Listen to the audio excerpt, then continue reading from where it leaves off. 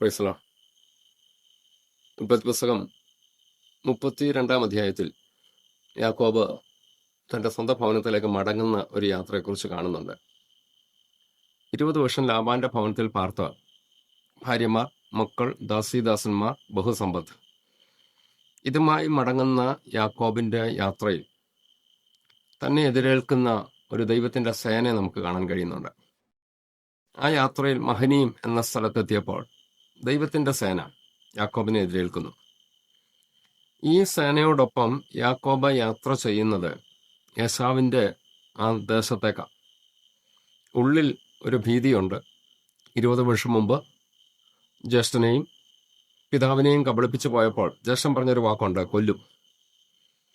20 വർഷത്തിന് ശേഷം മടങ്ങുമ്പോഴും തൻ്റെ ഉള്ളിൽ ഒരുപക്ഷെ ആ ഭയം ഉള്ളിലുണ്ട്. മുന്നോട്ട് പോകുന്ന യാത്രയിൽ നമുക്ക് കാണാൻ കഴിയുന്നത്, ഈ വാർത്ത അറിഞ്ഞ് ഏശാവ് തന്നെ എതിരേൽക്കാൻ 400 പേരുമായി വരുന്ന വാർത്ത യാക്കോബ് കേട്ടു.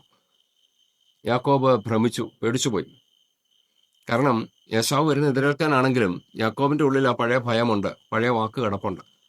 ഇവൻ വരുന്നത് കൊല്ലാനാണോ അറിയത്തില്ല. എന്താണെങ്കിലും യാത്ര മുന്നോട്ട് പോകുമ്പോൾ യാക്കോബ് ഏശാവിന് സമ്മാനങ്ങൾ കൊടുത്തുവിടുന്നു. ഇന്നത്തെ വിലയനുസരിച്ച് ഏതാണ്ട് കോടികൾ രൂപ വില വരുന്ന ആ മൃഗസമ്പത്താണ് തനിക്ക് കൊടുത്തു വിട്ടത്. ഈ ഓരോ ഗ്രൂപ്പിനെയും ഇടുമ്പോൾ അതിനിടയ്ക്ക് ഗ്യാപ്പ് ഇട്ടുകൊണ്ട് താൻ പറയുന്നൊരു ഇതുണ്ട്. ആദ്യം തന്നെ താൻ ചെയ്തൊരു കാര്യമുണ്ട്, 2 ഗ്രൂപ്പായിട്ട് തിരിച്ചു. ഒന്നിനെ ആക്രമിച്ചാൽ മറ്റു ഗ്രൂപ്പിന് ഓടിപ്പോകാമല്ലോ. ഇങ്ങനെ വളരെ ബുദ്ധിപരമായി കാര്യങ്ങളൊക്കെ ക്രമീകരിച്ച് മുന്നോട്ട് പോകുന്നു. ആ യാത്ര നമ്മൾ കാണുന്നുണ്ട്. 33 അധ്യായത്തിൽ വരുമ്പോൾ ഏശാവും യാക്കോബും തമ്മിൽ കണ്ടുമുട്ടുന്നു.